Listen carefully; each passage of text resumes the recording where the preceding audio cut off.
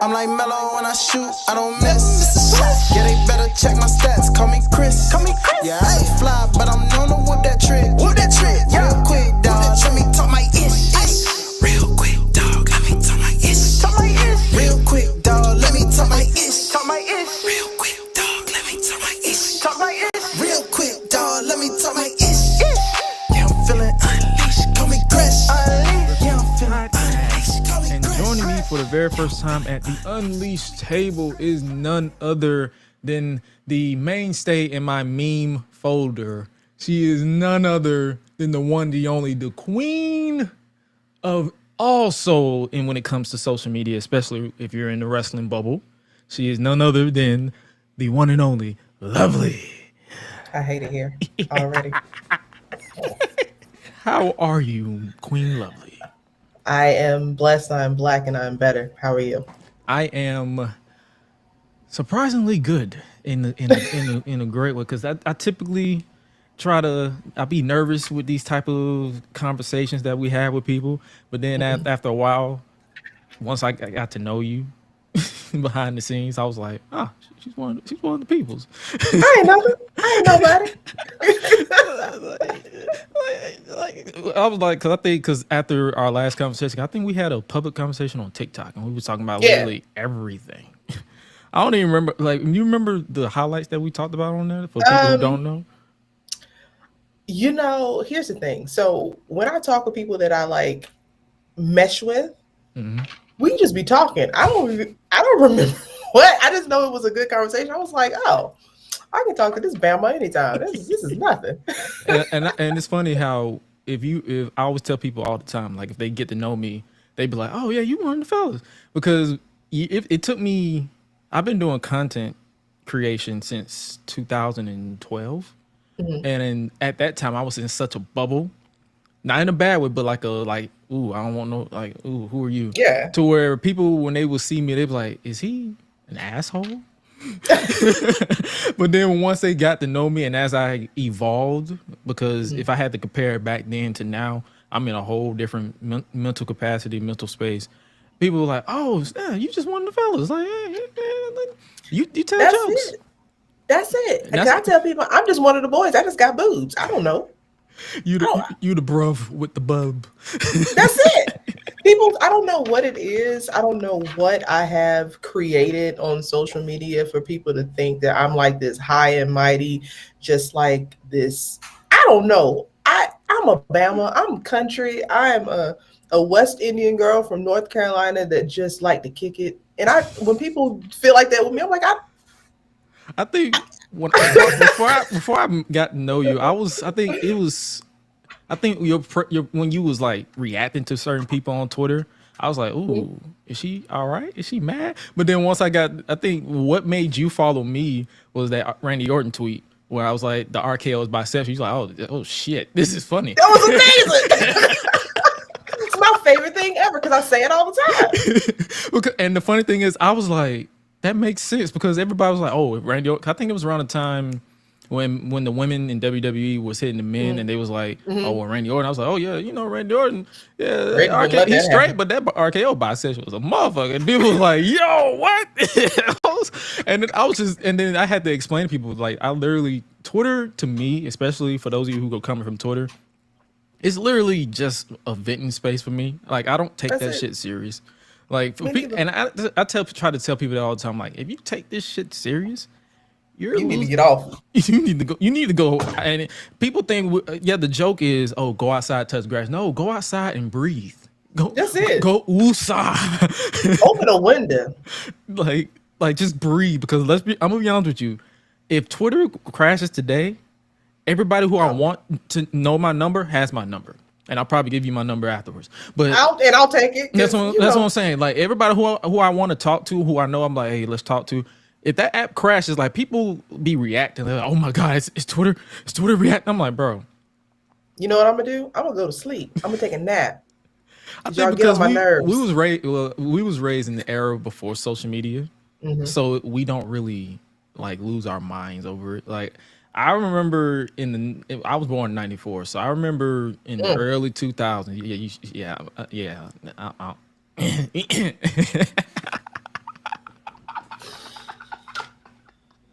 That reaction. I Well, remember. I I remember wasn't going born in outside. '94. I'm, I was born way before '94. It's almost 10 years before '94. I don't. Oh shit. All right. I don't know. You know what? And here's the thing. Here's the thing. Since you're talking about us growing up being outside, so this is what I've learned navigating this whole, especially Twitter. I think Twitter is a different animal than other social media avenues, because other social media avenues, mostly you're talking on video, right? Like TikTok or Instagram, stuff like that. Twitter is just words. So I realized people read your words depending upon whatever mentality that they're in at the time. Mm-hmm. Not necessarily how you intend for it to come across, because intent and impact, totally different things, right? So when people meet me and they finally actually talk to me and they hear how I speak and how I put inflections on certain things, they're like, oh, 95% of the shit that she says, she is joking, and we took this way too damn seriously. And I'd be like, duh, I told y'all that. I'm never serious. Bro, I'm like, yo, everything I post is literally this. I found this fun. I literally, people think I be joking. Oh, like as far as when I say I be laughing when I post, I be literally like sniggling and giggling. I'll be hanging with my moms and she'd be like, "What you laughing at?" I'll just post something on Twitter. And she was like, "Oh, okay. What was it?" And I tell her, and she'd be bawling laughing because she's like, "Where the fuck did that come from?" Here's what you do. Let me tell you the key. This for everybody watching, right? If you know you about to tweet something that's probably gonna piss some people off, tweet it and mute it. That's all I do. I tweeted it like, I don't know what's gonna happen. And I tell a lot of people, especially my co-host, shout out Swallow, I tell her all the time, I'm like, you can, because she has her page private, and I tell her, I'm like, you can keep it public, but you can just mute it or turn off the notifications to where the only time you get notified, because that's why I appreciate that update that they did. You don't even have to mute the post. You can literally turn off the notifications for people who if you don't follow them, you can turn that off. And I'll be like, that's why it's like, if I'm not following you, I don't see your reply. I'll be like, I don't know what the hell y'all be talking about. Y'all be just mad by yourself. I don't see shit. I like it. And here's another tip for y'all. If you see that is like, once it reaches 20 comments, it's a wrap. That's it. Let it go. Just go to sleep. It's just people arguing back and forth and people giving their comments. Cause I think I put out a tweet for those of you who know, I live tweet pretty much every wrestling show that I watch. And I think I put out, I said Legado because I think Legado del Fantasma is babyfaces on SmackDown. I said, oh, Legado is babyface. I don't know about that because I prefer them heel personally. Exactly. So I saw the comments and it was like, I'm like, ooh. Once he hit 20, I was like, yep, that tweet's done. Like, it's outside of my circle. It's not in my control. It's above me now. It's like that's between you, whoever you pray to, and that's y'all. From there. It's y'all conversation. Like I said, that everything. What did I say? Because SmackDown, when we're recording this, SmackDown was the night before. Yeah. And I was like, you know what? This whole bloodline thing, this is all CM Punk's fault. Completely a facetious statement. We all know these are jokes, right? That's why I liked it. Immediately muted that bitch. I was like, nope. As soon as you mention CM Punk and anything in WWE, you already know it's a wrap. And I just let the chaos happen. Like, y'all got it. Y'all got it. Because y'all, Jesus. Weird. Y'all some, weird. I'll say it. Because you follow, like, because I don't know if you follow too much of video games, because you probably don't really play video games that much. I play Crash Bandicoot like a motherfucker. Don't sleep on Crash. You put on Crash and Parappa the Rapper, I am in. Hey, outside of that, I don't know what y'all be talking about. Put it this way, if you're going to be in Detroit for SummerSlam, we got you. Because, yeah.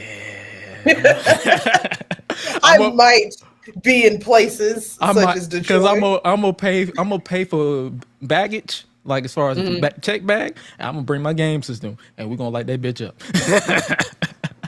And I'm gonna buy that game because I think I had it on Xbox. I switched to PlayStation. Yeah, I had it on Xbox. I need to get it on PlayStation. I bought the trilogy. You remember when they came out a couple of years ago, like they brought back all the box set. So me and my ex-fiance at the time, I had bought him a PS4. And I bought all the games that he wanted for his little birthday. I was like, okay, them are your games. But this right here, let me tell you something about Crash. Don't touch this bitch when I get off work. Don't touch it. If it's a scratch, we fight. I'm scratch your ass. I don't know. But yeah, that's gonna be like that's gonna be the vibe because I think we're gonna be out there. It's not finalized. That's why I put out a tweet a few. I was like, SummerSlam is like 50% booked because Yeah. people don't understand. It's logistics behind planning to go to a wrestling event outside of your city. Because Yes. if it was local, like in North Carolina or in Atlanta, I'd be like, oh, let me just ride down and go to the hotel. Just go down. Yep. But it's like Detroit, that's like a 10 hours from us, and I'm like, shit, I gotta make sure this makes sense. Gotta make sure you have a gun on hand. Make sure somebody's there to protect you. This is Detroit. Listen, they have one match to book for me to be there. If they book this match, If it's I'm Roman there. versus Jay, I'm sold. I don't care. I don't care if Ronda Rousey wins the title. I don't care. Roman I don't versus even know Jay. who that is. Because she was oof. It's like I can go into a whole rant about her in wrestling, but I'm not should. going You should. That's what I came here for. Was bullshit. Let's go. because she is Jesus. Like A waste. She's a waste of time. Like it's just We don't know there. why we did this. Why did we do this? It's like she had my attention in 2018, and that was for like a cup of coffee. Then they put She had us in the first half. Then they put her. She had us in the first half. I'm not gonna lie. And Not gonna lie. then they put the title on her, and then I started losing interest. And then It was when she got to talking. yeah, she don't need to talk because I think she should called shut up. Shotzi or not Shotzi Tegan Skittles. I'm like, the fuck does that even mean? So since we're gonna go down the Ronda Rousey rabbit hole because For a brief moment, because I don't want to get too mad. No. Give me a moment. So here's the thing. First of all, who the fuck is dressing her? What is this gear that she wears? It's like she goes to TJ Maxx, goes to the discount section and be like, you know what, this will work. And then they just go in the back and just get some face paint and just say, here you go. And just throw it on her eyes. I'm like, girl, it's presentation. You on TV. And now I get the eye makeup because I know some people's eye makeup is like what do you call it? It's basically a story or I forgot who said it, but it made sense to me at the time. It don't to me. But for her, that it don't shit make is sense stupid. At all. Because I've seen like Liv with her eye, her Her crying. stuff makes sense. It makes sense. So that's what I'm saying. It's a story. They're doing the Black Swan thing with Ronda Rousey, but I'm like, it's Ronda Rousey. Like, she don't need no story. All she gotta do is show up and punch Just the shit beat out up of somebody. people. That's what I would do. I just knock people out. It's like they're trying to give her a certain layer Gimmick. of character, but it's like her character is what sold you in MMA. She In the first, fights just beat people up. That's it. That's all she gotta do. She don't need nothing else. But Like- you know, they won't hire me, so I don't know. Yeah, they don't want to hire me either because I probably say nigga too much. One thing about me, I'll have Kofi out there be like, "What's up, niggas?" I'll be like, see, he did it. Thank you, my brother. Or like if I'm on commentary, I'd be like, "Oh shit, he died." Yeah. I'm gonna say some egregious shit. Like I'll be like, Bianca, sorry, respectfully. Montez, I understand why you say God is good. They wouldn't invite me back no more. Yeah, they'd be like, y'all two niggas gotta get up out of here. 'Cause Y'all do it too. this is a family show. But nah, that's the only thing. That's enough of Ronda Rousey. But I'm done. to reel back with the gaming stuff and Twitter, to reel it back into the point, WWE 2K23 is about to drop, and I cover it on my gaming channel, my main channel, but I haven't really been interactive with like the ratings reveal stuff because you can change that shit day one. Yep. I put out a tweet where someone was like reacting to it. They was like, "Oh my God, you gave Roman Reigns 99." I'm like, I'm not gonna pre-order it no more. And I'm like, Okay. all right, you are the most unserious motherfucker I've ever met in my life because what are you doing? And this is why you have so many memes of me, because I read stuff where people will say stuff and I'll be like, what the fuck are you talking about? Like, what does that have to do with? That's not coming out my paycheck, sir. If you don't buy this game, I don't care. Like I hit up my like shout out to my boy Derek DJ. He was like I say this all the time. He put out a tweet where he was arguing with somebody. I said, "Hey, bro, let's normalize in 2023 that we're not doing unmonetized debates." And he was like, "What do you mean by that?" If you ain't getting paid, don't say shit about it. Redirect them to your podcast, and then you can say every goddamn thing you want. I'm about to sit up and argue with you for 35 minutes. That's why my the tweets have switched to jokes and me just venting. Exactly. Because I am not about to debate about why JD McDonough's head is too damn big for free. Please. Please. Please. But that's kind of what I did too. So when I first came back to Twitter, because I'm one of the old heads. I've been on Twitter since 2009. So when I came back to Twitter and I started dipping and dabbling in wrestling Twitter, this is around the time where I was helping some of the independent wrestlers start with their marketing and stuff like that. And of course, the whole mission was representation, talking about things we want to see and sticking it to the man. And we need to rise up and talk about this so we can make some change. Once I realized that most people in the space just waste time talking and looking for a reason to argue about something. And then as soon as you say or do something that they don't like, the way that they will immediately turn against you. And it's the same people that you're trying to advocate for. I was like, oh, fuck y'all. So all I'm going to do on my page is talk about some very disgusting stuff. I'm going to get these jokes off. You're going to see this jewelry and you're going to see my podcast. Outside of that, you really don't see me having a lot of actual serious conversations anymore, unless we're talking about like characters, like the whole bloodline thing. You don't really see me doing that anymore because I forgot that a lot of these people don't go outside for real. Like they argue and fuss about things that they don't really support. Like you don't even go out to the shows. You don't buy their merch. I remember seeing a tweet where they said, hey man, we got to remember that we're probably arguing with kids. Hey, that's it. I'm almost 40. I'm not doing it. I'm knocking on 30's door and I'm like, I'm at that point like, I don't give a fuck. I cared at first because you felt like you didn't want nobody to feel like they could just talk to you any kind of way or misinterpret your point. But now I don't care. Feel free to misinterpret me. And I should make that a new t-shirt coming soon on foryourwear.com. But yeah. And I'm probably gonna buy it because I meant to bring out my Russell Melanin shirt because that's what I purchased from the one and only Lovely. But I gotta plug my own shirt. You should. So and it's funny how because I told if you've missed it, I had Matessa Ash, our girl. I had her my sister.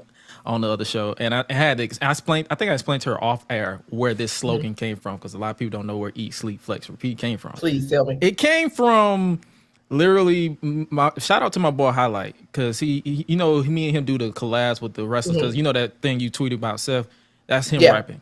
That's him rapping over. I just edited it. So basically, I love him. I got you. So basically, I asked him. I said, "Hey, bro, do you feel like can you create me a theme song for the podcast?" Because this was around the time I met him through my boy DJ. So it was like a chain of meeting, and he was like, "Yeah, sure, I got you." So he wrote the song. He was like, "Cool kid, step to the front. Too sweet sign for the click. Got to give the people what they want. Gonna get Roddy K quick. Yeah, I'm next on the Prince. Ain't never been the same ever since." I living pretty well. I'm the chairman. I ain't giving no chance like Vince. Brock Lesnar, I'm the beast. Eat, sleep, flex, and repeat. And I was like, fire. I was like, where did that come from? He's like, bro, you always talking about food. You sleep. You say you like to sleep a lot, and then you always working out online. I'm like, huh? I'm like, oh, so you studied me basically. You're like, yeah. So eat, that's sleep, good flex, though. Eat, sleep, flex, and repeat is literally my catchphrase. So it's what like, you hey, do? Make sure I eat. Cause I'm gonna make sure. Cause before we did this podcast, I had me some pork. I ain't gonna lie to you. Had me some nice little pork. And then I always flex because I'm always working out. If I'm not working out, I'm sick, basically. Right. And flex and repeat. And I think he also said it came off of Brock Lesnar. Remember Brock Lesnar eat, sleep, suplex, repeat. Yeah. He's like, yeah, that's. And he said that was just a layup. And I'm like, thank you. You just literally saved me time to come up with a catchphrase and merchandise. And shout out to Elliot on Twitter. He actually designed this logo and the Black AF shirt that is inspired by Hurt Business. So I was like, bro, not gonna go without saying that. MVP can eat a dick. If for those of you who don't know the story behind her, it was explained on Twitter, on TikTok. Yeah, I'll tell you do tell the beef between Lovely and Montel Vontavious Porter. so. And I've told this story so many times, but it's It's just funny every time. it never doesn't make me mad. Okay, it is so simple, and I shouldn't really be mad at him, but fuck it. So my mother has this. I don't know why. She has this crush on MVP, right? Like she thinks that he is just so good looking, just whatever. And I think my mother she got an addiction for toxic men because she had me with my father, so clearly she has a problem. So of course, me and MVP actually know each other. And I told him the story, so every time he sees me, he gets a chance. Every chance he gets, he rides me with this. And how your mama do? You know how you talk. You tell your mom I said what's up next time you see her. And every time I go to a house show, if I'm in the front row and he's there, the last house show, I hate this Bama. The last house show I went to that he was at, Bama gets knocked out the ring on my side. I'm on the front row. Gets knocked out the ring on my side and gonna pose on the ground. So I was gonna take this for your mama and send it to her. Tell her I said, hey, you motherfucker. So every day is fucking VP. So basically, people know it's some truth, but it's a joke. So don't take it too serious. Two things can be true. Two things can be true. So yeah.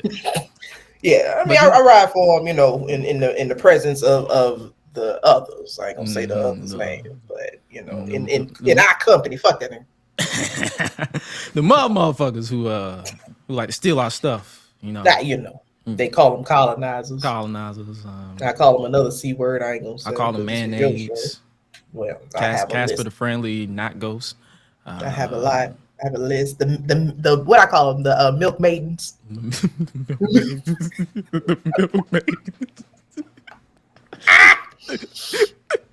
All right, guys. Okay, I'm back. The bleached socks. It's so. Cum cricket is my favorite. I don't know if I can say this on the show. Whoa.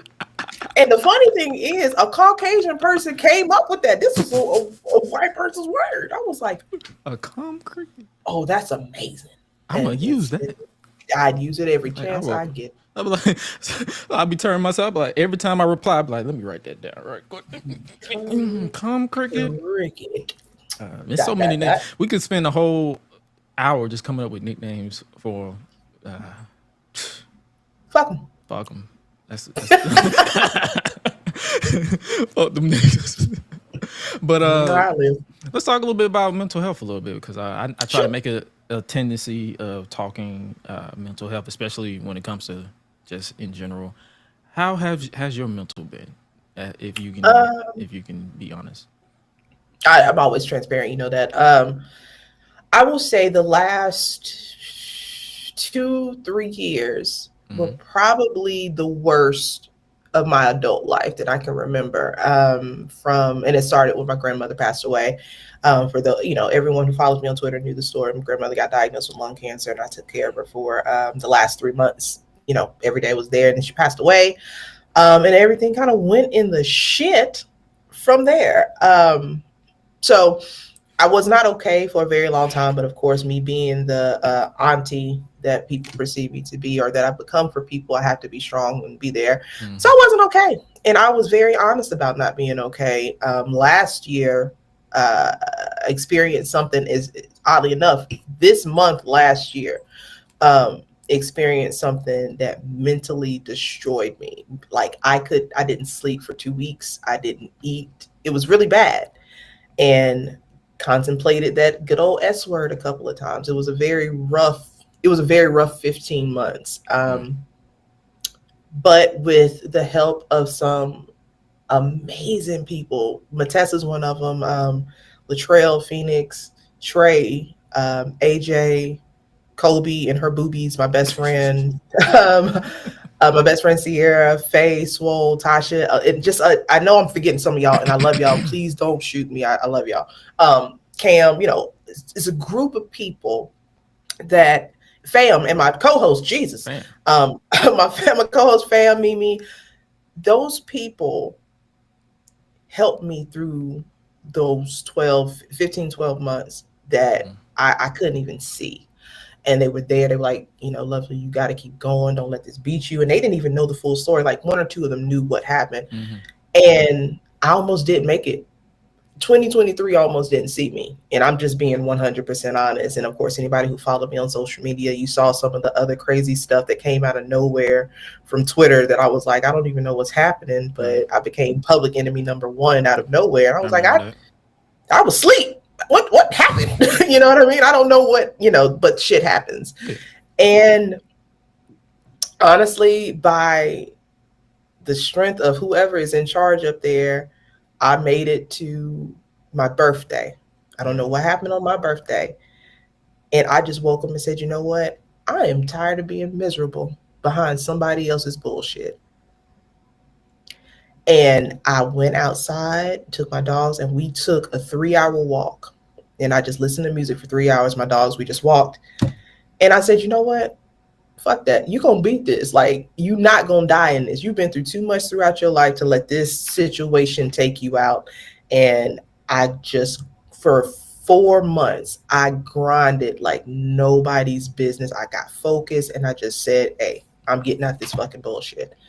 And I made it. Yeah. And now I can smile again. Now I'm laughing and joking. It takes so much to get me down now, because if I can make it through those years, I can make it through anything. And I'm happy again. And I have not been able to say those words in a couple of years. Wow. So that's good for me. I'm 36 years old. I don't have any children. I should be living my best life with no restraints, right? Best life. Because I ain't going back and forth with you niggas. So I'm good. I had to get back to me. I had to get back to my rituals and the spirituality that kept me together, and got back eating right. I started getting back into the gym again, get the guns ready and that stuff like that. So get the flex part. Yeah. She got the flex part. I don't know if y'all see these, but we're taking the word back. Fuck Hogan. Yeah, that's us. So I'm good. I'm good. Hey, I'm back to lovely. I'm back to lovely. I love that, because a lot of people always get confused with me, because they assume that I'm older than who I am, or I did too. Like, you shocked me. It's not that I'm older than what I am. It's like I've been through so much shit from family. Let me reword that, because family and friends mean you well. Relatives and enemies mean you harm. So, relatives. From a young age, I had to grow the fuck up. And it took me into my early 20s to get that childhood that I was missing, to finally get that first balance to where I am now. So it's like when I tell people, I'm like, if I tell people my whole story. If you guys want to check out the Tapped In podcast with DJ Breezy, I was on her first guest on there, and I told her straight up. I said it was father situation. The reason why I was the way I was when me and her met at the time, and it took me accepting my situation, as well as being unable to open myself to where it's like, okay, you're going to hurt, you're going to laugh, you're going to live, you're going to love, but it's like you just have to let it happen. Don't, because one thing, and I say this all the time, I probably might as well make it into a t-shirt or make it into a hashtag, but the worst thing you can do as a creator is being a perfectionist, because those two do not go together. And growing up, I was a dumbass perfectionist. I was a perfectionist, but I was also a dumbass. So that's an oxymoron. So it's like, as I grew and evolved, I had to, obviously I got rid of the dumbass part, and then I had to get rid of the perfectionist part. So it's like, I think it took me until 2020 when the pandemic hit. That's when I was like, you know what? I got to kill this shit. Like, shit happens. Like, I'm pro, hey, fuck it, let's do it. Like, that was literally my entire 2022. I was like, fuck it, let's do it. Like, I was in Nashville for SummerSlam. I think that was my second wrestling event ever. Oh, nice. I think my first was Dynamite, when Cody set himself on fire. Really? Yeah, that was my very first. And I was... What a way to break it in. I was like... And it was like... I think it was... I think that was one of those, fuck it, let's do it. And then when it happened, I was like, Cody, now what the fuck you doing? Love Cody Luther King, but God... I'm pop every time for the curry. Don't do that. But yeah, that's why it's like I always make sure to get people's mental state right now so we can vibe and really feel it, because that's what it's like. That's what a lot of people don't understand. Like, you go through certain things. Like, you grow Yeah. up at a young age, you suffer loss. I lost my grandmother in 2016. She It was a stroke, took her out. I think that was one of my lowest points. The first low was a year prior. I lost my god brother. I lost him to pneumonia, and he was literally my mentor. So it kind of Yeah. it broke me in a professional sense, and a little bit personal. But my grandmama dying, that just broke me Yeah. to the point That where just breaks it breaks you. it It brought me breaks to the you. point where I was using women for relationships, Yeah. and I could look back at that and say, yo, what the fuck were you doing, bro? And you can identify it, and that's the key thing, because and this is something that I preach on, since we're just talking on mental health, which I think is something that as content creators, especially Black content creators, we should talk about more candidly Yep. amongst each other. People don't realize that a lot of things are trauma responses that we cloak as coping mechanisms. And you're not really coping; it's just a trauma response. Like I have no problem telling this story, because if you're watching this, you probably already know some of it. Right after my grandmother passed away, I got into a relationship with someone who I love dearly, and we are still really, really close. He had his flaws, I had my flaws, but the flaws that I focus on are mine. I can't, his issues, Right. he's working on him, I'm working on me. My issues were in that particular time, because I was so broken from my grandmother's passing, I was so needy. I needed someone because I felt like I had lost everything, right? I felt like I needed someone, and we were miles away. He's in New York, I'm in North Carolina. So it was like, I need you because I'm broken, but he is so career oriented, and his career was taken off. So he didn't have the time Right. that I thought that I needed from a person. And that ended up, amongst other things, just causing something that could have been beautiful to just not work out, because I used the trauma of losing someone that raised me, and I'm watching her deteriorate every day. She's gone, and I just needed something to fill that void, and I was needing too much of him that I really didn't need. Like, now that I've healed from that, and the grieving process is easier, and I'm okay, and I can go days and I'm not crying. I just think about good things. I realize, damn, you really put too much responsibility on him during this time. And honestly, I should have just not dated. Yeah. I should have just got through that. And then, of course, after you break up, in the middle of grieving, you start looking for any kind of emotional charge, or outlet to charge your battery. So then you start talking to other people that good and goddamn well you didn't have no business dealing with, and end up in a worse situation, because I did not, number one, I didn't know how to grieve. Right. The other biggest death I had was my grandfather. That situation was weird, because 2014, my paternal grandmother shot and killed my grandfather, but it was in self-defense. Yeah. So I couldn't process that. So I didn't grieve. So this was the first time I really had to go through that. And anyone who knows me, I'm strong. I don't cry. I don't show emotion. And I cried every day for a year. So I started attaching to people that I shouldn't have, and got in situations, and you know what I mean? And once you get out of it, you realize in hindsight, I can't, anytime I have a breakup, I don't talk about their stuff. I talk about what I did in it. And for me, and what I could have done, what I did was put too much responsibility on him being that void filler during grieving, that I ruined something. We could have been married by now, probably. You know what I mean? But also, that was something I had to go through. It was something I had to learn. I had to grow. I had to be a better version of me. And now we have a great relationship. Shout out to the Driver Tears podcast. Shout out Sir Wilkins. Whatever. I already knew exactly who you're talking about, but a lot of people probably don't know. But yeah, I know exactly because I watched a nice little podcast, something else, something else.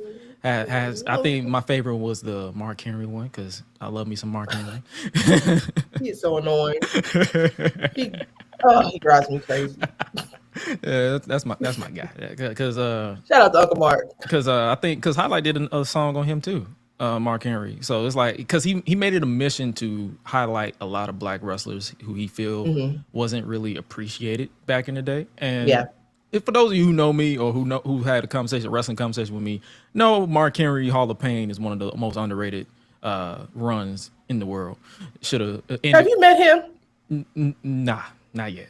I You probably need will. to meet I him. probably will eventually because I'm going to a lot more wrestling events this year. So I When probably run you into meet him. him, the way that you feel about him now, when you meet him, it's going to turn up 10 times. I promise you. He is a fool, but he is amazing.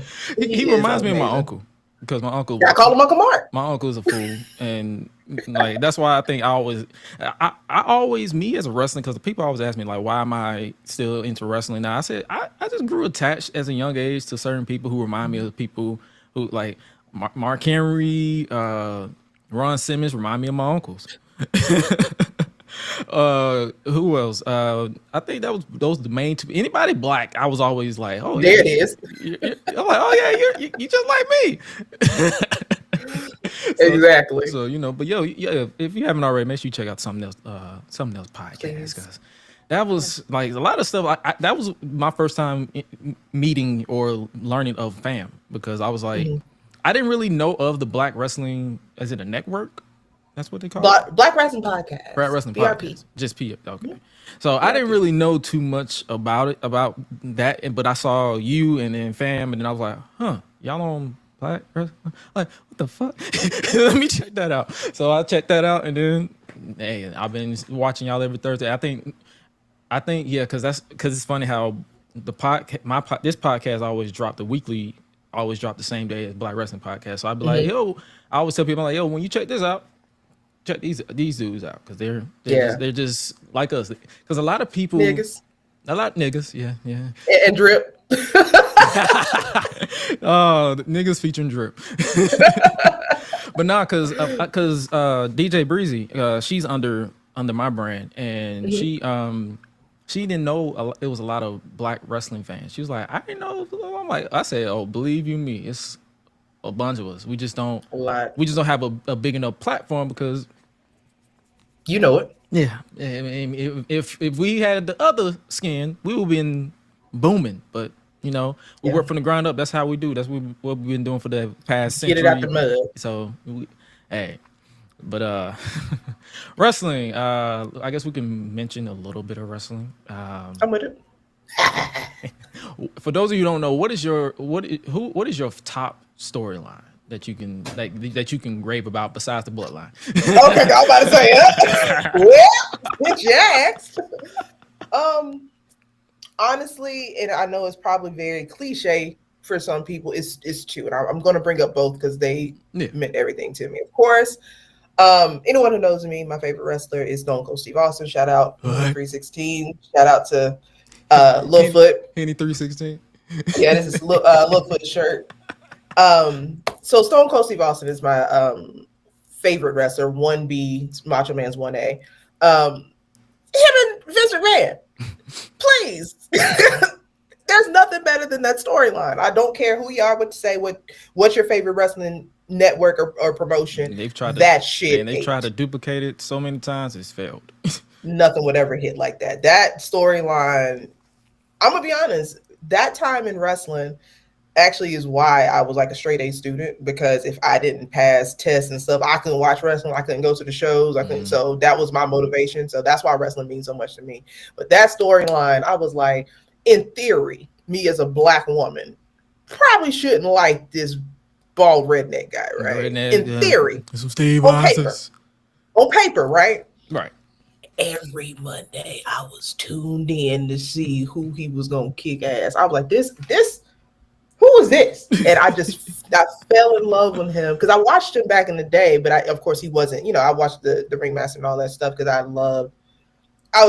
been a Paul Heyman fan forever. So anything that he watched or was a part of, I was watching. But that storyline, nothing will ever top that storyline. Love it. And of course, the second storyline, Ministry of fucking Darkness. I anything to Undertaker back then. Ministry of Darkness, when we thought the Undertaker and Kane were brothers and they lied, They lied to us, motherfuckers.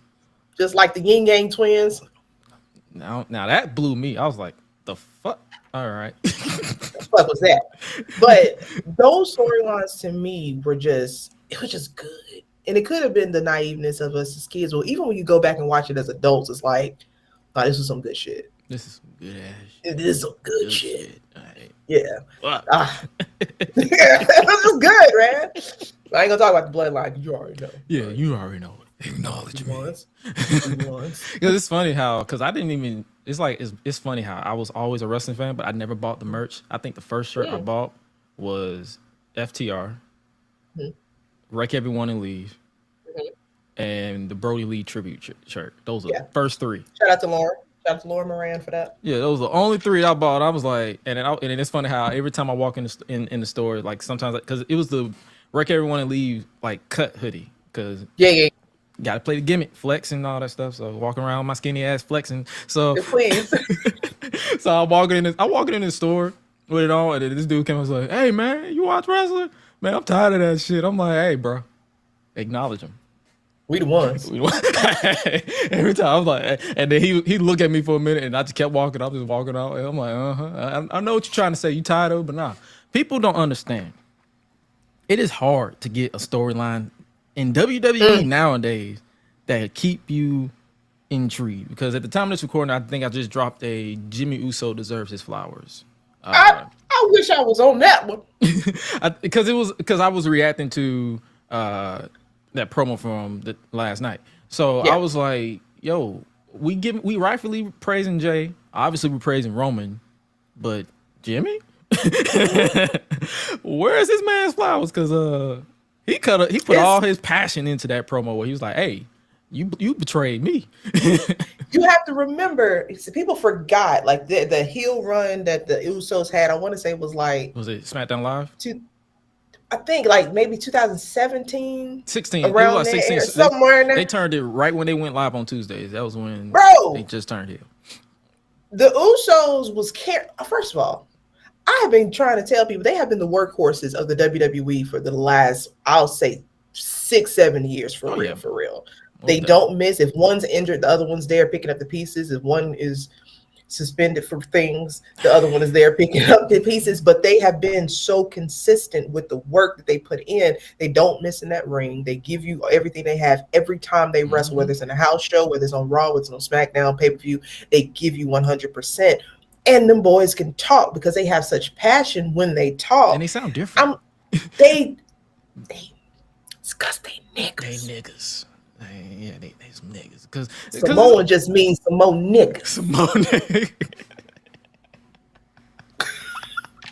No, because it's like, I think at the time where every promo sound like everybody was trying to sound like John Cena, you had the Usos where they were sounding like the fucking Usos, and I'm like, and I understand the whole debate with the Usos and the Young Bucks, because in ring, I understand as far as like, I understand, but I don't at the same time. You see what I'm saying? I understand to the point where I want you to shut the fuck up talking about it, but I understand too. I don't understand because I can watch a lot of Uso matches, but I can't watch a lot of Young Buck matches. Here's the thing, and I think I've no, it totally makes sense. So I think I figured it out. I had a conversation with I don't remember who the hell it was. Had a conversation one time about this debate, and I said the difference between the Usos and the Young Bucks, I think they're the greatest, but in different ways. I think the Usos are the greatest as far as what we're talking about on TV, product-wise, match-wise, storyline. That's where they are. The Young Bucks, on the other hand, are something like the Bellas, to where business-wise, that's what makes them the best in their venue.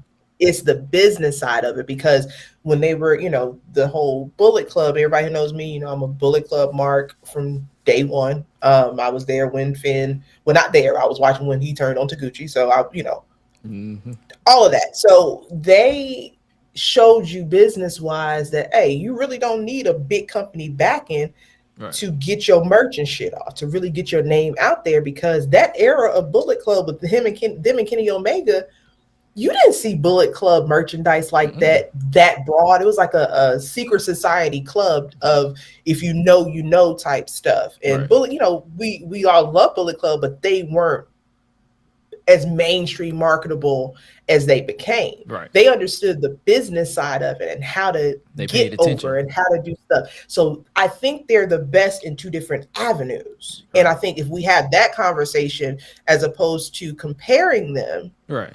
it's a better conversation. But that's too much like right. That makes too much sense for some people's comment. They're like, oh, it's Young Bucks or no, it's Usos or no. No, I like both of them because I can sit through a Young Buck match if it makes sense.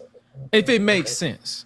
I used to. I don't know. No, I'm talking about like the Lucha Bros and Young Bucks. I can Yeah. I can sit through that if it makes sense. If we talking but the coming out with the basketballs and shit like that. That's when they lose me every time. Because I'm not a basketball mark. I'm not a basketball. It was just dumb. Most of it is like, I think if you're not like, one time they came out to like, because it was like a Space Jam type of yeah. I got that because I grew up on Space Jam. Yeah, but and it was around the time the movie was coming out. I was at that show. It was the one in Charlotte. Yeah, so I was like, okay, cool. But when it's stuff like that, I'm like, well, like Ghostbusters and all that, I'm like, yeah, you're losing me because I don't really give too much. I've seen everything, but I don't give a shit about that like that. So. I think I wish that we could have real, true conversations as far as like without the tribalism when it comes to WWE versus AEW. And I said it before, and I'll say it on every platform that I get a chance to say it because I hope it makes sense to everyone. If you are someone who likes storylines, you're probably going to be more prone to WWE. If you're someone who likes just straight quick, wrestling, fast action wrestling, you're probably going to be more tuned to AEW. It doesn't make either one right or wrong. It's just what you personally like. I'm a storylines kind of person. So I have a lot of friends that are signed to AEW. So of course I support and watch what they do, but I like story. I like the drama, the cinema, I love that. So that's why it has like my the Kenny attention. Omega and Hangman story. I was invested in that because I followed the story because it was a story behind it. And, exactly. And for those of you who know me or who know me for a long time, when I started doing the wrestling stuff through gaming, and then I just ventured off into basically talking about it in real life. Basically, if you followed my story, my content, everything that I uploaded had a reason. It's a story to it. I think I did for one of my 2K videos, I think I did a mimic Beatdown Clan. It was like Beatdown Corporation. It was like a homage to that. And I think I put, it was Apollo Crews, Bobby Lashley, Street Profits, and Bianca Belair, but I made it make sense. I didn't just put a whole bunch of black folks in the group. Because they niggas. I made it make sense. Bianca she's an athlete. She's about she's about making money and making matches. That's one. Street Profits, they want money. So it's like it makes and they athletic. Make it make sense when you put in the black. Yeah, don't just throw them and say, oh, here's Carmelo. Kind of like I did with Naomi and added her to Hurt Business. Yeah, it made sense. I was like, she's been disrespected for years. She only come back because MVP negotiated for her to come back, and now she's back only to do the only way you can do business with her is through MVP. That made sense. Don't just say, oh hey, he'll put Carmelo Hayes and Trick Williams with the Hurt Business. I'm like, why would logistically from the story that they're trying to tell us, Carmelo Hayes is basically he feels he's the Michael Jordan of NXT.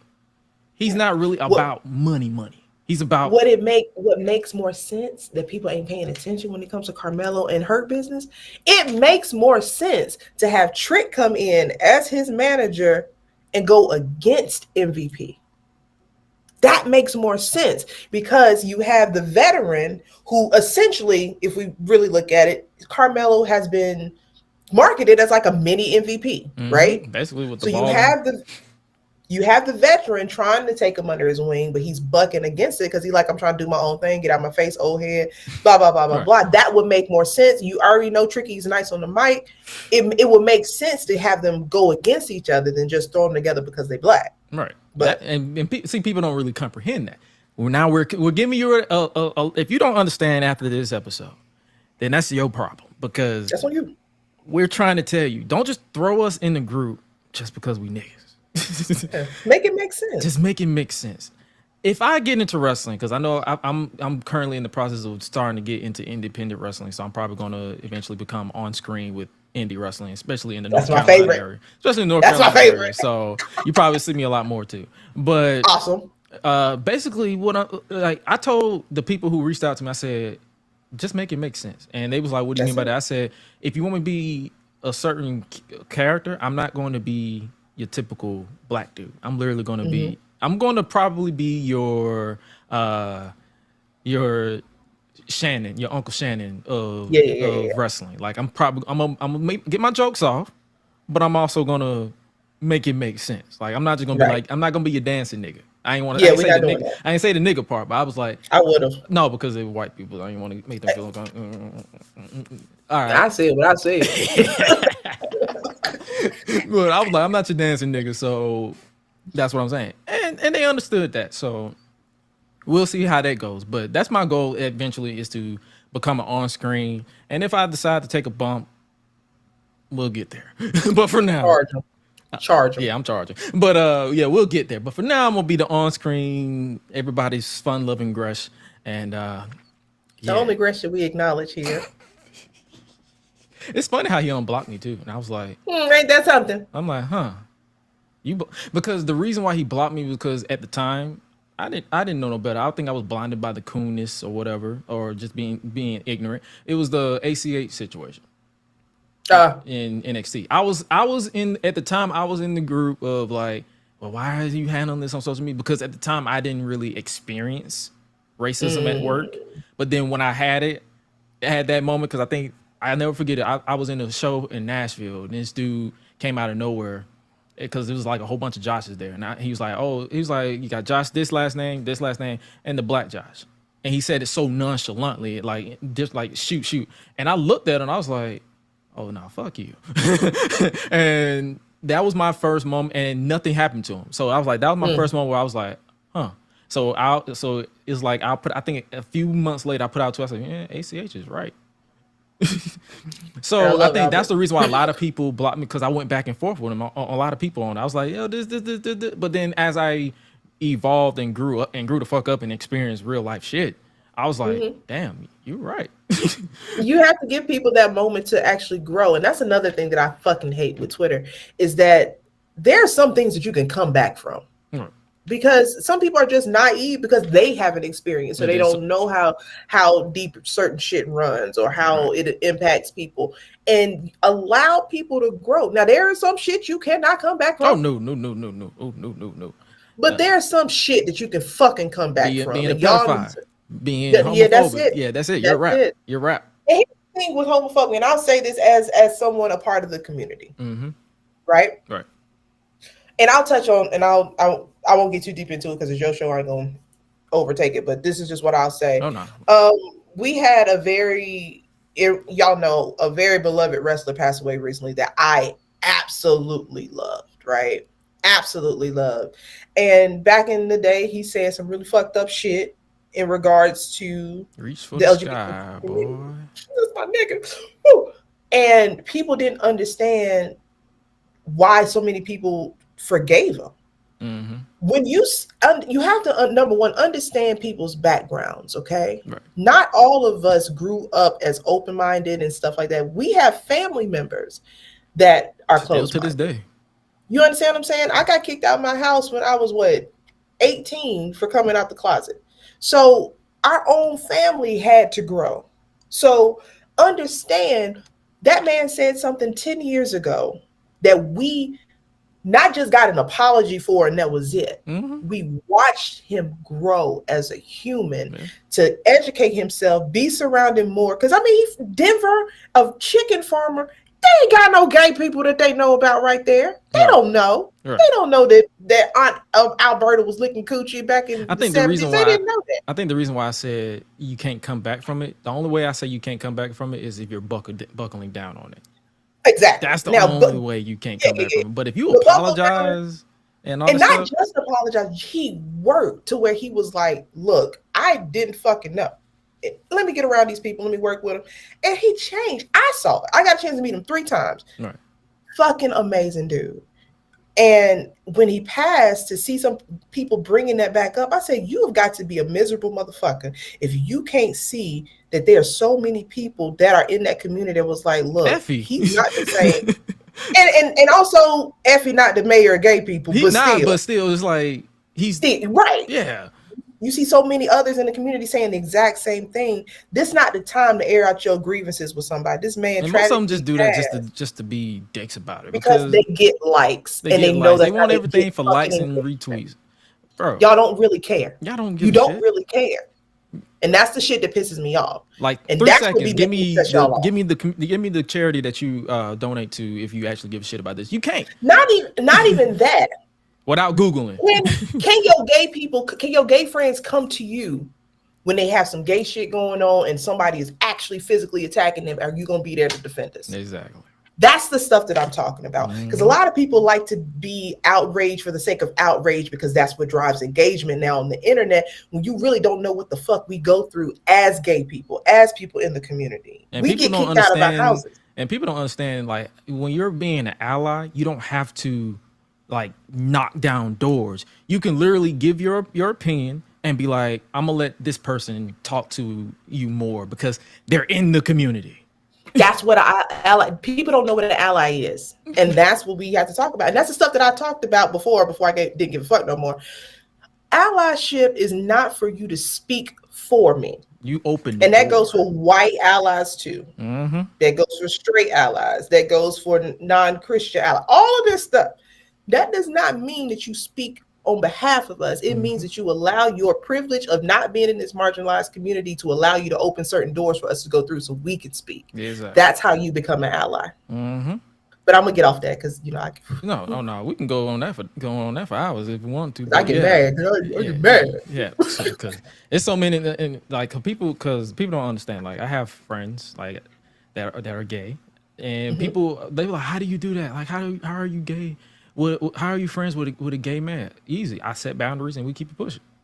And also, the only difference between being gay and straight is what the fuck you do in your bedroom. You ain't supposed to be in there with me no fucking way. There's no difference. That's all I'm saying. If it ain't your bed, mind who you fucking. You got shit to do with me. I don't care who you clap cheeks or break backs on. That ain't mine, so I don't give a Nigga, are we getting on this 2K? That's my question. We about to get on this 2K. Like, hey, bro, we finna hop on Twitch right quick. What are we talking about? Come through? You wanna come through? No, okay. I don't give a You'll be just like, I'm about to smoke this joint though. Right. Do you want to pass it to the left? Because I'm like, I've been out. I'm about to become Smokey. Puff give. Like, fucking up the rotation. I've been out since I was like 16, right? Respect. Cool. My mom, of course, she's a minister, so she's super duper Christian at the time. Nah. At the time, she's grown. My mother has grown exponentially over the years, and I'm so fucking proud of her. And now my sister's gay. I have a gay sister who came out a couple of years ago. And a part of me was like, damn, I wish I had that support when I was younger, but I'm so glad that she has it. Right. Because she's not as strong as I am mentally. She wouldn't have been able to deal with it the way that I had to, to grow up with it. So I'm glad that she has the support that she has now. That's how you become an ally. You grow. My baby ain't have to go through the shit that I had to go through. I got 5 sisters, and I have one of my sisters about to have a baby. I'm about to be an auntie for the first time. Yeah. They don't have to go through some of the stuff that I had to go through. That's the point. Yeah. Education, growth. Learn, people. Learn, motherfuckers. God damn. And I go back to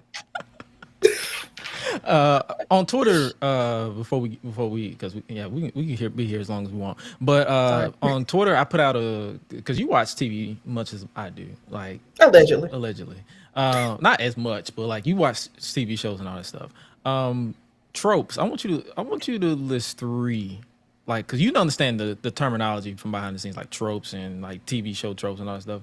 Because one of my most TV trope that's been used for the past eon has grown to irk my nerves in the past 10 years, and that is the TV trope of someone having a secret relative / twin / something.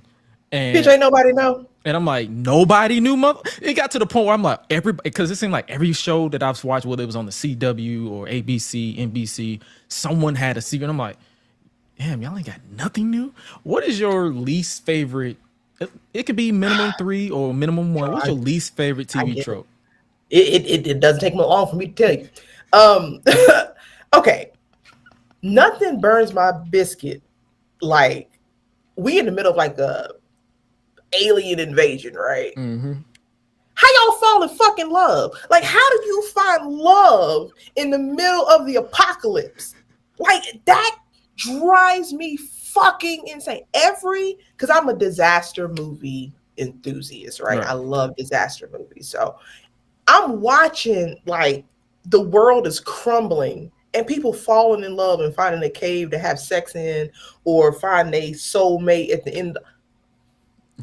And then they'll dedicate a whole scene of them having sex, and I'm like, why? Bitch, ET is right There's here. a zombie right Fucking, outside your fucking door. Why are you?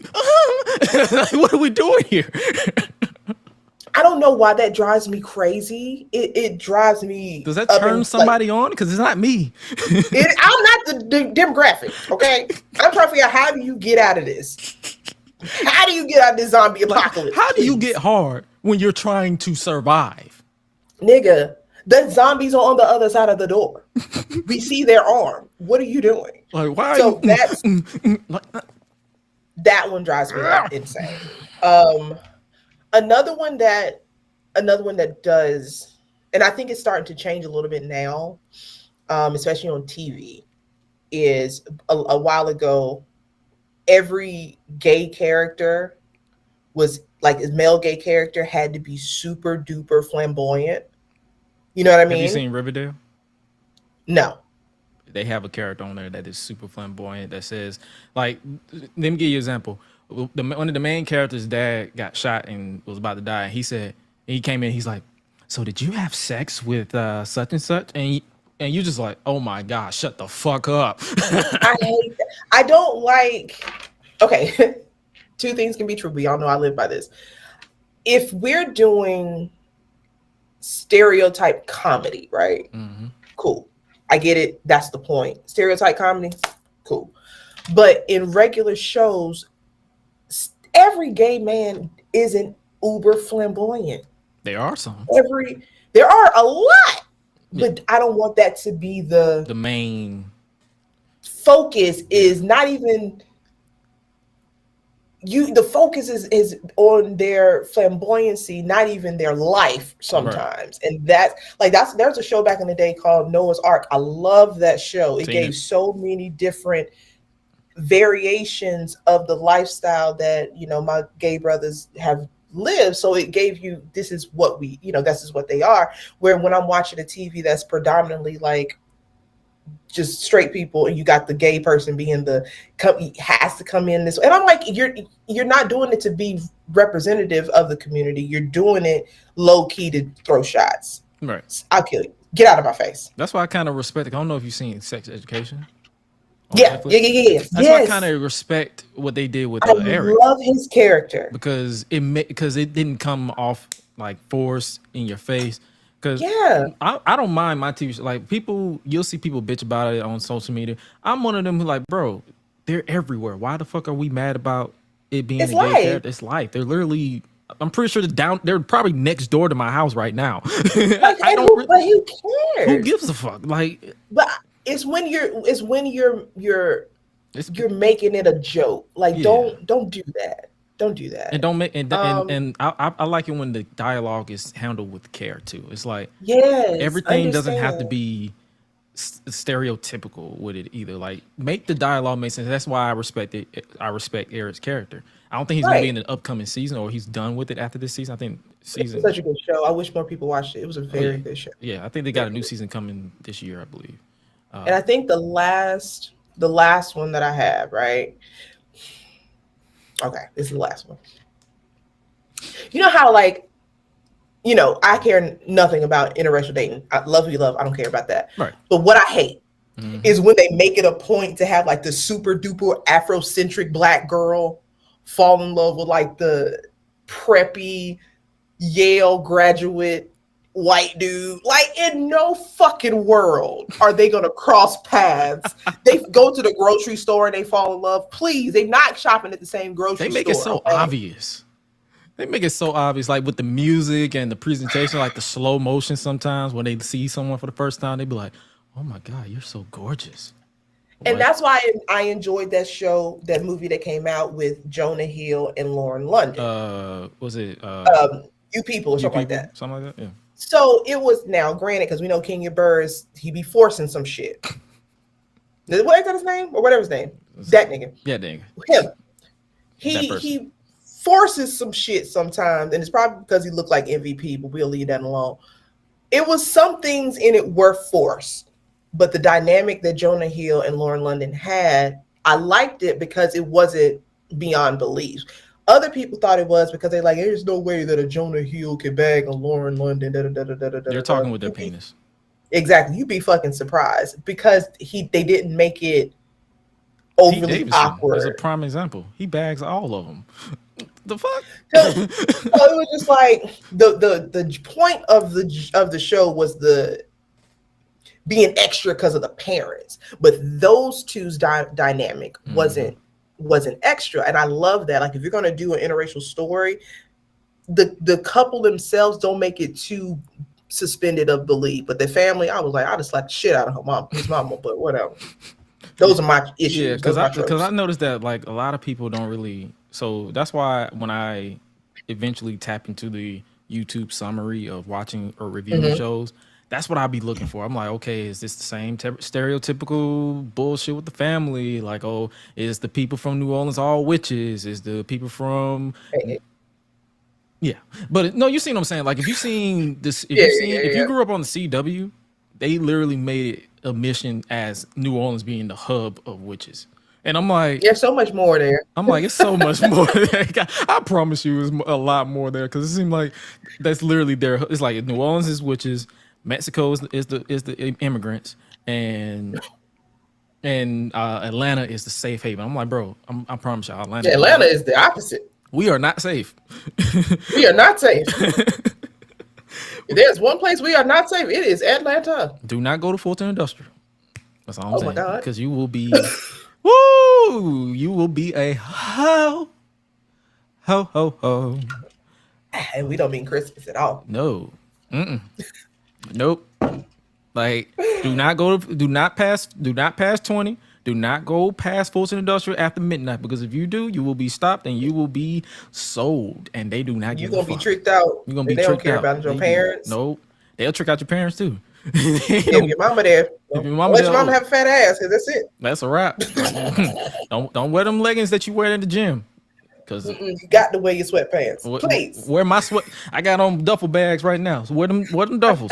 With the pockets on the side, wear them. You're fine. Please. But if you got I can't really say that because some people be having some bad ass with them things too. I've seen a couple asses in them. Yeah. Basically, and so basically, I always reveal myself on Twitter when I be some of my jokes. I be like, oh shit, damn. I said because with Tony Khan, I be like, damn, AEW pay-per-view gonna be longer than Terra Boulevard. Please. Please. So it's like if you've ever been on Terra Boulevard, you know that shit is long. It does not stop. It does not stop. Ooh, such a long, lonesome road. Jesus. It's a long situation. I'll promise you, one of these days I will not run out of snacks watching one of those pay-per-views. One, I always run out of snacks. Okay, so I don't know if you remember, like, what was that? I don't remember what WWE pay-per-view was, but they only had like 6 matches, right? Was it recent? Yeah, it was probably like a couple months ago. Survivor Series, maybe, or I don't know. But it was 6 matches, and all I tweeted was, "Look, I think I remember that. We had a great show without having 28 matches." I don't know how that turned into me being an ugly ass bitch on the internet. I don't know how. I was like, the way I was like, y'all really taking this out of context? I wasn't even talking about just AEW. WWE has had long ass WrestleMania 2019. For no fucking reason. New Japan will have you up at 3:00 in the morning for 4 fucking days. So y'all just took that and ran a mile with it. I was like, I wasn't even talking about y'all, but since we're here, Let's talk about it. fuck it. Yeah. Once I know how to piss you off, I'm gonna dig it in. I'm about to stab you some more, motherfucker. I was like, damn, I'm ugly. That's fucked up. Damn. Wait a minute. No, I'm not. You're like, damn, I got a little dick. Nope, That's I don't. crazy. Shit. Anyway. Damn. I got an ugly face. Nah. Nah. I thought I was kind of cute. I got my mama's face with a beard. No. Yeah, I look like my daddy, but my daddy cute. I don't know. It's like once we get past that initial shock of y'all insulting us, we don't give a fuck. Basically. Yeah, we literally send the insults back and forth in group chats and be like, this motherfucker is crazy. This shit funny. And then we take y'all jokes and spin them and like, yeah, listen. That shit work with people who just became who they are. When you got people who know who they are and have been who they are for the past decades, so please. I've been called ugly all my life, bitch. I don't care. I've been bullied, tripped and all that stuff. And you know what I do now? I wish you would. Bitch, here's the thing. There's something in my picture right now where if you try something, you might end up with a graze in your heart. Babe. Right over my left shoulder. But you can't kick my ass. Pow! You can't kick my ass. Yeah. And that's the part of it. I'm like, can you y'all fight don't me? know. That's the thing. Like I'm actually like a trained boxer. Like I boxed for 5 years and my hands are actually registered. I don't say that because I don't want nobody thinking I'm like a Billy badass. Like I don't think that nobody can kick my ass. I'm sure there's people out there that can whoop my ass. I'm sure. But I have to ask that question. Can you whoop my ass over social media? Can you whoop my ass? Because I'm just like. And then I look at the picture. If they're not hiding behind a wrestler as Abby, I'd be like, yeah, you can't. Baby, once I see it's not even you on your picture, I don't care. Oh yeah, most definitely. Like if you are a Roman Reigns fan 55444. Girl, shut up. We ain't got nothing to talk about. You just my favorite video. Bitch, shut up. Oh man, but that was that was my favorite. Basically, yeah, AEW needs to, because I think the upcoming show they have, like I think they having one ladder match that usually be on Revolution on Dynamite, and I was like, oh good, that means I can go to sleep on time. But knowing Tony Khan, you'll be up. I'll still be up. It'll be an extra hour, but it's okay. We know this. It's okay. Speaking of Tony Khan, hey bro, get off Twitter. Nigga. Like, hey bro, get off Twitter. Like that's all like that shit with him and Ariel Helwani, that shit blew my whole mind. I'm like, bro, you are a grown man. You are too rich. You are a rich grown man. You're mad about an unbiased journalism, but you're out here plugging Wrestling Observer Newsletter awards like it's Easter. You mad this nigga got a job? That's crazy. Damn, he got a paycheck? Like, whoa. Like, that's I mean, if you mad about it, you could have offered him a paycheck.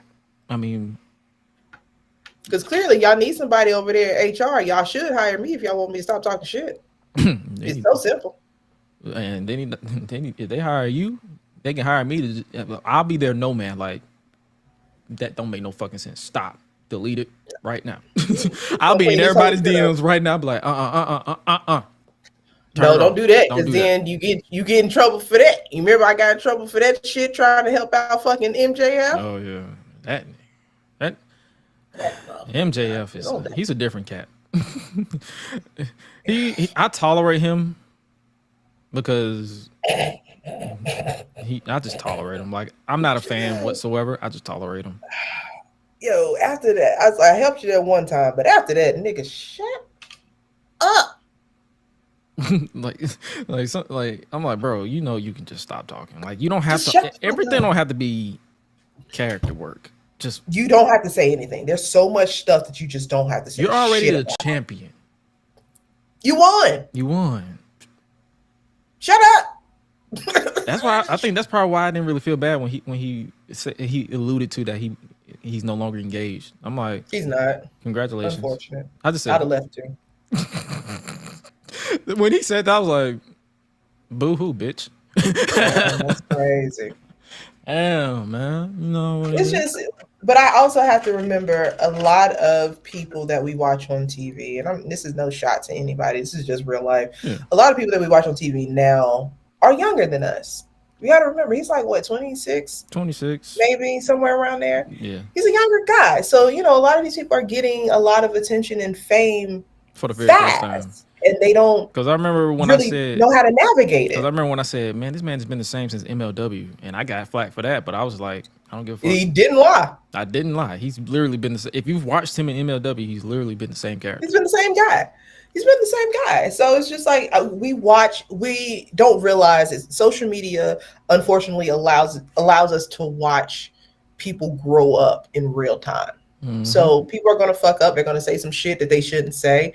They get reprimanded, and then they either learn and grow, or they stay the same and stay dumbasses. And then you see where their career goes from there. Just give people the window and the opportunity to grow. And if you don't see growth, just don't support them and go. You don't have to talk about them every day. You can just act like they don't exist. That's what I do. You know how many people who I act like don't exist? Like I can say, because it's my show, I don't openly support Moose in Impact. Almost. Can I say this on your show? Fuck Moose. Fuck Moose. Did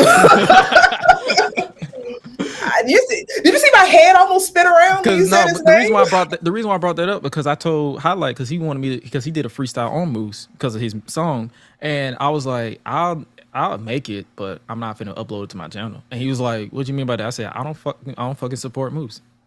Hell no. I think he a goofy ass nigga. That's just me. And I don't even call him Moose. I call him Moof. Moof. Cause I remember one time I got mad, I got flack because I said, bro, the dude cut a promo like Mushmouth. Oh my god. Please. Police. Because But I mean, remember when he became champion and they was like, he took shots at WWE by talking about the man. And I said, bro, all I hear is Mushmouth. fucking please. No, I mean, here's the thing. I want all niggas to succeed and all niggas to be well off, but all niggas ain't your niggas, and some niggas you just can't really support. No. And Moose is one that I am very open that I don't really give a shit about at all. I don't care how anybody feels about it. I don't care how people clips of me saying it. I don't give a fuck. I don't fuck with that nigga. But also, just because I don't fuck with them, don't mean I gotta talk about them all the time. I only bring up certain people. If you bring them up to me, that's when I talk about it. But if you don't exist to me, or you're not somebody I support, I don't have to talk about you. If you saw my mute list on fucking Twitter. If you see my mute list, I think we probably got the same length of mutes. I don't know what half y'all be talking about. I don't see it. Like there's a female wrestler that everybody loves. I'm not a personal fan of, but I don't have to talk about it. I can celebrate her success. Congratulations, I'm proud of you. And I move the fuck on. I don't have to write a dissertation about why I'm not a fan. And that's the thing. Y'all spend too much time talking about shit y'all don't fuck with. Just don't fuck with it and go. And a lot of people don't really understand that you can be friends with both parties if they don't like each other. Yeah. Just don't bring them up. It's just literally, you can save yourself drama if you just don't bring motherfuckers up. You don't have to do that. You can literally just vibe with, because everybody's not going to get along.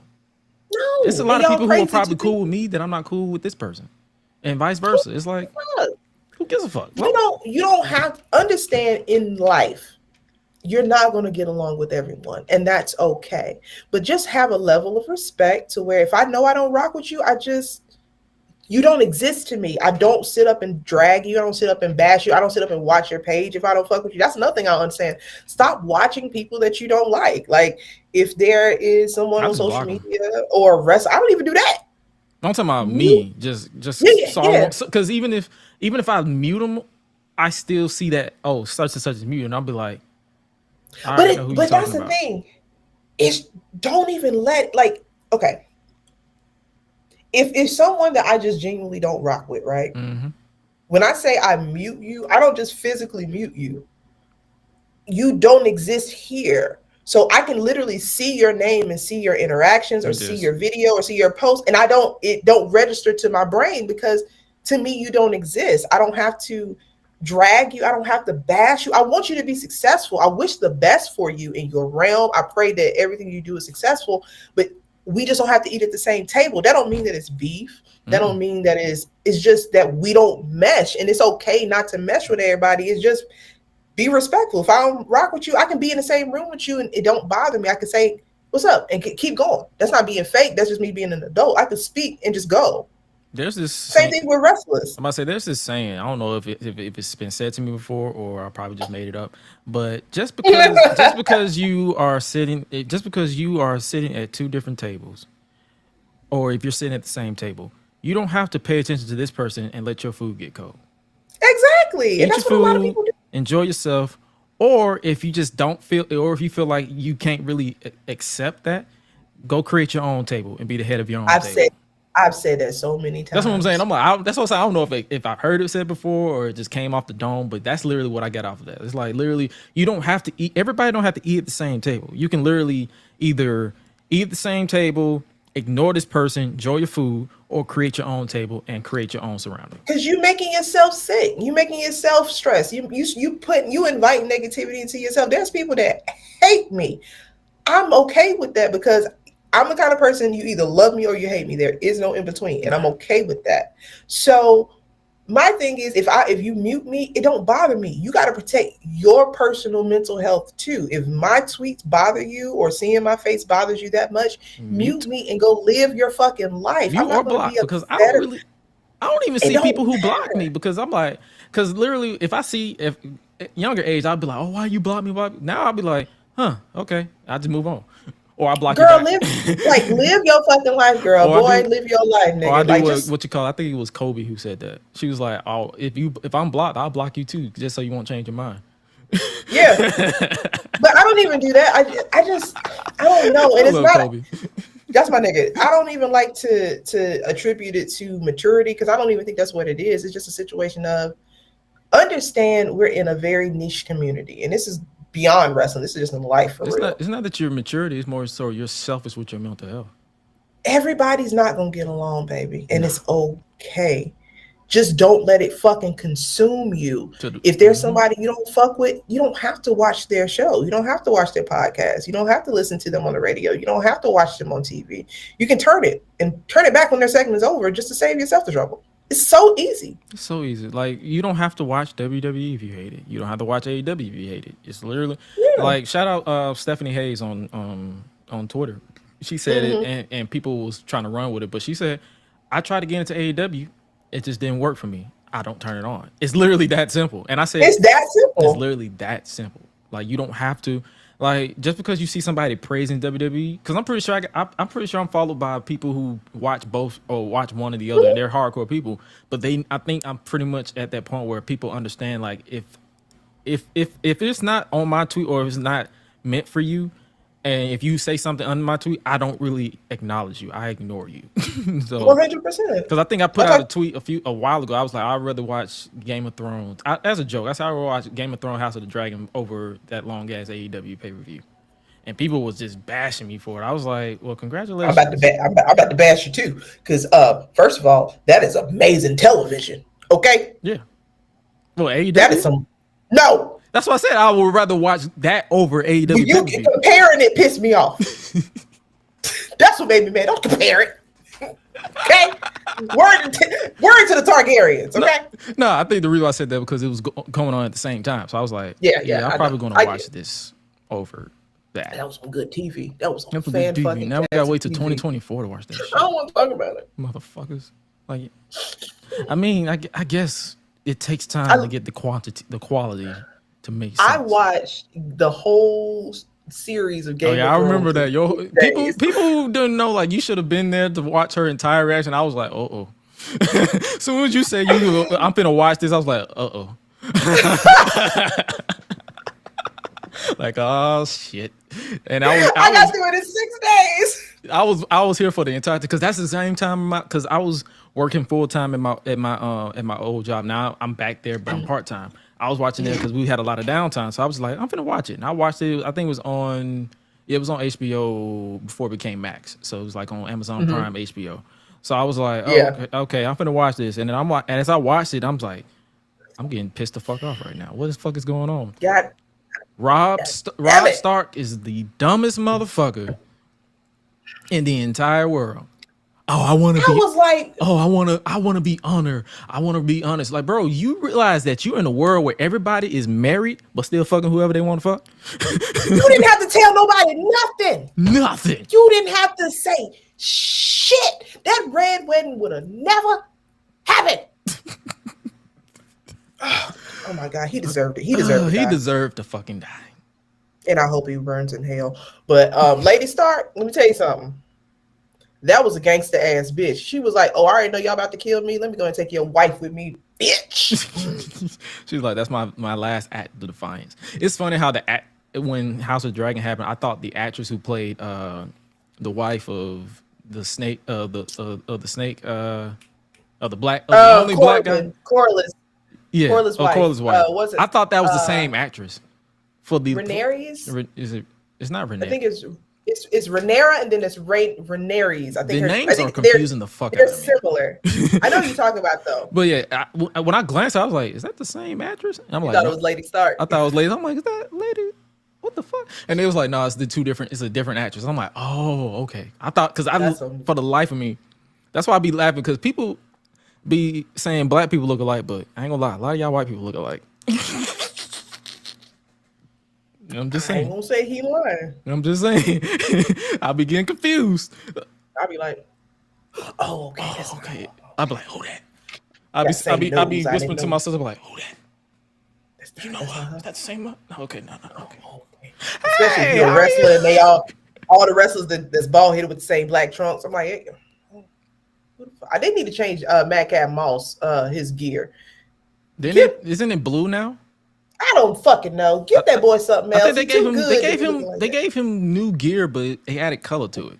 Once I saw him, they put the romance of him and Emma on TV. I was over it. I was like, you ain't got to put everybody that go together on TV together. God damn it! Just because they travel together, don't mean you gotta put them. We know they fucking. We know they fucking. All right. Like it's obvious. I don't care. I hate it here. Whatever. Oh, this wrestling. But before we get up out of here, where can people follow the wonderful Queen Lovely? Don't. You actually can't find me anywhere. I don't exist. This is a figment of your imagination. I am not here. All right, Biggie. On Twitter, you can follow me at now Lola_Brick. That is Brick with BRYCK. If you want to follow me on Instagram, Instagram, it is Just Me Lovely, one word, JUSTMELOVEYLY. No, LOVELY. I can't spell today. It's been a long day. That's all right. Please excuse me. If you want to follow me on Tick of the Talk, it is. Please stop laughing at me, y'all. I'm tired and I'm old. I'm a goofy motherfucker, so I laugh at everything.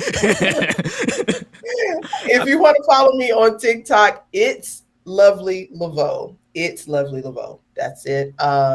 Where the fuck else am I? Oh, something else. I was gonna get there. And as always, it's your girl Lovely Laveau, it's Black Ruha with the big bronze hair. If you want to check us out on Something Else Podcast, you can go to Black Wrestling on YouTube, or you can follow us on Twitter and Instagram at Something Else Pod, as Something Else Pod without the G, because we are all the G you need. So follow us there. If you want to check out the merchandise, it is at foryourwear.com. Go under Lovely Laveau or go under something else. We're right there. Hey, straight up. And if you guys haven't already, make sure you follow the podcast itself, because it's 2 accounts. Yeah, the Gresh Unleashed podcast at Gresh Unleashed. It's literally the name of the title is everywhere, Gresh Unleashed. Or you can subscribe to the podcast itself at www.gressunleashed.com. Or you can follow your boy who does a lot of stuff, the dabble in the video games and all that stuff, at Josh Gresham ORG. That is literally everywhere. I think Facebook is Joshua Gresham ORG, because Josh Gresham ORG just for some reason wasn't available for some dumbass reason. Thank you, whoever owns Facebook. Anyway, make sure you cop the merch as well. I think it's www.greshapparel at spring.com or spring-.com, or you can go to gresh.live /merch. Is some there too, because for when I go live, that's pretty much that. But other than that, this has been a fun scenario with one of my newest buddies of the community. I don't even just say wrestling community, because we can talk about literally anything. That's why everything. We literally talk about everything. And I told her the last time I was in North Carolina that I was there, but she had to work. But she had to work. So we missed each other. But we gonna link up eventually in person at Yes, some point because please. Are you coming to LA? I'm too broke for LA. Okay. I am too broke for like, hey, if someone want to sponsor me to come out there, I'll go. But because we were sponsored to fly out to SummerSlam last year, but this Got year you. we're gonna come out of pocket because Okay. we're at a different place than we were last year. But Good. but LA, I was like, because trust me, I literally budgeted. I was like, LA, Detroit, LA, Detroit. When I looked at LA, I was like, Yeah. shit. It's expensive. I was like the price for the ticket alone was gonna break Yeah. my bank. So I was like, you know what, We'll sit Detroit. that out. You look. I'm like, if y'all want to hit me up, and if y'all want to come through for SummerSlam, we're gonna get the location. We're not inviting everybody, just certain people. I'll let you know because Invite only. nah. If I fuck with you only, Yeah. you can be invited and try to invite somebody else. But if I don't fuck with you Yeah, that you day, got to go. then you got to go. But the reason, yeah, so I would have went to LA, but yeah, I'm too broke. No worries. It's too okay. broke. There'll always be Because trust me, feeling. Kobe let me hear it. She was like, motherfucker. I'm like, Shout out Kobe, man. She's gonna be our tour guide in LA. That's my baby girl right there. her and the I love boobies. Her tits. Like no, because when her birthday hit, I was like, I tagged her in the Chris Jericho when he talked about Stephanie May. I said, "You're the breast. I mean best." But Please. but before we get out of here, I got one nice little quote for you because we was talking about everything, mental health and all that good stuff. But this is something for you, for those of you who are trying to get into relationships and all that stuff, or you have a current relationship you're trying to get out of. When someone treats you like an option, help them narrow their choices by removing yourself from the equation. It's that simple. And with that being said, you guys stay safe out here in the world of unknown, but as your favorite voice that does the most and purveyor of mischief, because I do a lot of shit for no reason. I literally do a lot of shit for no reason. I have to remind you of the one known, and that is you are appreciated, respected, and loved by yours truly, your favorite co-host, that is Swallow the Bandit, as well as my guest of the hour of the week of my life, because I love this woman. She is none other than lovely. On behalf of her, remember to always, as the shirt says, eat, sleep, flex, and repeat. We out, beat.